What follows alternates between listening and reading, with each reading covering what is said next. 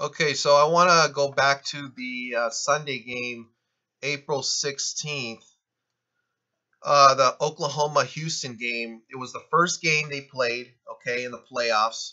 Everything's fresh, everything's new. Nobody really knows what's going to happen in this series. I know they've played another game since, but the first game is always really telling to see what the public's going to do.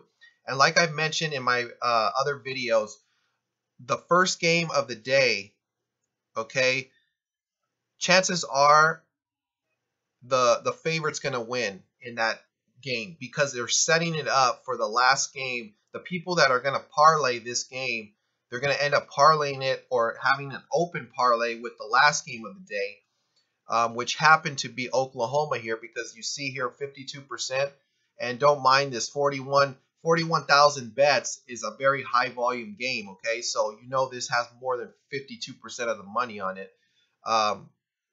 But Washington here ended up covering by 2, and they backdoored it. It was 5.5, the close. It didn't have any movement, so Atlanta should have won this game, covered this game at least, but they backdoored it. Washington covered it, okay?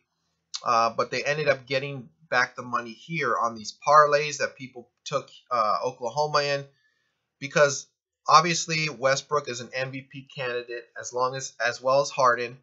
Okay, so a lot of people thought this was going to be a high-scoring game. It would be back and forth, a high-paced action game, which it was until the start of the second half. Okay, when Adam set that screen on Beverly, that's when Houston really started to take off, and they really didn't look back from there. So it was a blowout.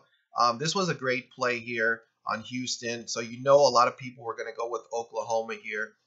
As well as the over. A lot of people thought, like I said, it was going to be a high-paced game, back and forth, so they took the over.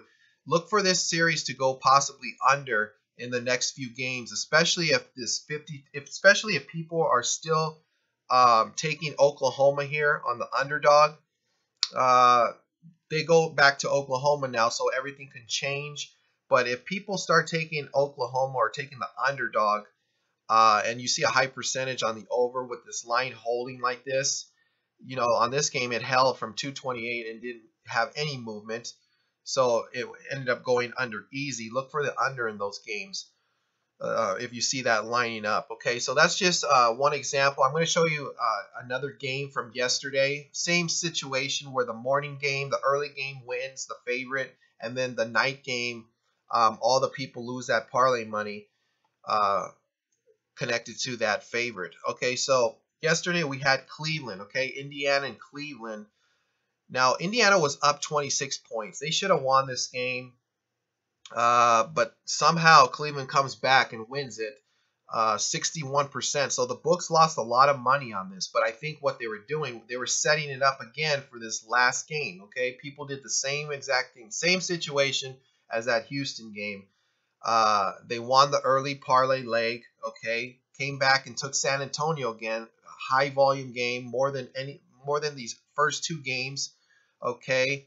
And Memphis really was up throughout the whole game. I mean, at halftime, San Antonio was down by 4, but it still looked really good for Memphis because people were just going to come back and double up on San Antonio. The line, I believe, was 4.5 or 5, so you got San Antonio on the money line just to come back and win. So they set it up really nice here, and Memphis ended up winning by 11 or 12 in that game. So easy win for the books here. They collected all that parlay money as well as the bets that they doubled up on. So the books know what they're doing. Even though Cleveland ended up winning this game, you know, the books know what they're doing here, especially on these last games. You know, if you're a casual bettor and you don't really know what to look at, how these games are going to be set up or whatnot, just wait for the last game, okay? If you track these first games and see what happens, and then pound the last game, because 9 out of 10 times, 8 to 9 out of 10 times, the favorite is not going to win the last game, especially if the favorite had already won in the early games, okay? So just keep tracking that. You can make a lot of money doing that stuff if you're scared to bet or don't know what to jump into right away. So that's just one tip for you guys. I'm going to also talk about some hockey. I mean, the volume is very low on hockey, So I'll probably make that in another video if I have time, but it works exactly the same way as the NBA does in every other sport. So, but what I really want to talk about is this Bulls Celtics game and why Rajon Rondo is injured. I've been saying I've been wanting to make another video on why the Boston Celtics are going to come back in this series, because this series is just very strange to me. The looks of it is just very weird. They're like the only team that hasn't won at home yet. And I just have a weird feeling about this series. Okay, I wanted to make this video before they played their last game, before they went down 0-2, Boston that is. But I just didn't have time to do it. But now that Rondo is hurt, I definitely see Boston coming back and winning the series, okay? Because everything's just lining up for them. It's just a lot of people on YouTube are saying Boston. It lines up for Boston to come back and win this series. And I truly agree with that. And now with this Rondo injury, I just further agree with it now. Because of the fact, Rondo's hurt now. Isaiah Thomas's sister just died. So, like I said, the league needs these feel-good stories to come to fruition and for them to happen, for them to get a lot of ratings, for people to have that success story and to see, they need that. They need that. It generates revenue. And it's just going to be a good story if they come back and win the series, okay? Especially with, in comeback fashion and given all the situations that's going on with Boston right now. So definitely see Boston coming back. And what I don't understand about the injury to Rondo is, they put out this statement. The Bulls said Rondo's injury will not require surgery, but a source told ESPN that the injury was pretty serious. I mean, people writing this stuff, it just doesn't make sense, okay? The injury's pretty serious, but he's not going to require surgery. I mean, come on, man. We all know what's going on in these leagues and what's going on with these players. I would be surprised if he even fractured his thumb. I don't even think he fractured his thumb. And that's just my personal opinion.